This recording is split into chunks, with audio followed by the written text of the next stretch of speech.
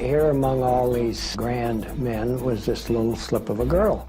So I was one of the high priestesses of arms control. I used to count how many warheads could dance on the head of an SS-18. Condoleezza Rice's father took her to the White House. She was 10 years old. They looked at the White House. She said, I want to be there. We couldn't have a hamburger at a Woolworth's lunch counter, but they had me convinced I could be president of the United States if I wanted to be. We're talking about a little girl who grew up in segregated Birmingham, Alabama. She'd gone from that place in her life all the way up to literally the right hand of the President of the United States. This is not a woman who thinks in seconds or minutes. This is a woman who thinks in decades. There's a famous story about how Condoleezza Rice and George W. Bush are in the UN, and he actually passed a little note to Rice. What the note said was, can I go to the bathroom? You have a President of the United States, the most powerful man in the world, who literally would not go to the bathroom without asking permission of Condoleezza Rice. Condoleezza Rice was on the board of the Chevron Corporation. She picked empire and colonialism over being a concert pianist.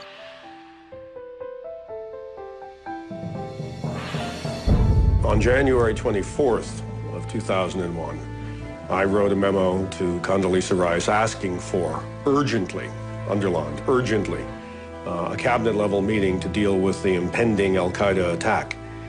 It did not warn of attacks inside the United States. It was historical information.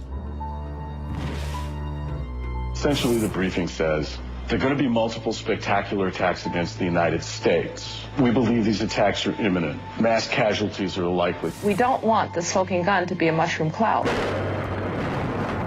There are critics who say that there was a Condi before 9/11 and a Neo-Condi after 9/11. She walked in with all the credentials for having principles, and in the process of joining that unholy alliance for the crusade in Iraq, she rose above principle. She sat in the White House with these torture meetings and decided what torture to use on what person. What we knew about how they operated and what they might be planning was very, very minimal until we were able, after September 11th, to get new tools. These, quote, enhanced interrogation methods included waterboarding, fingernail extraction, and sleep deprivation. Rice signed off on these techniques, saying, "This is your baby, go do it."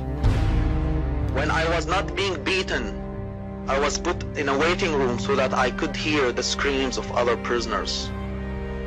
Multiple CIA directors say that we saved lives with the information that was gleaned. Mutilation, using razor blades to cut into your genitals. These are very, very brutal forms of torture. Condoleezza Rice has massively committed war crimes. I don't believe that anybody is above the law. And obviously we're going to be looking at past practices. This study has found that you, Madam Secretary, made 56 false statements to the American people.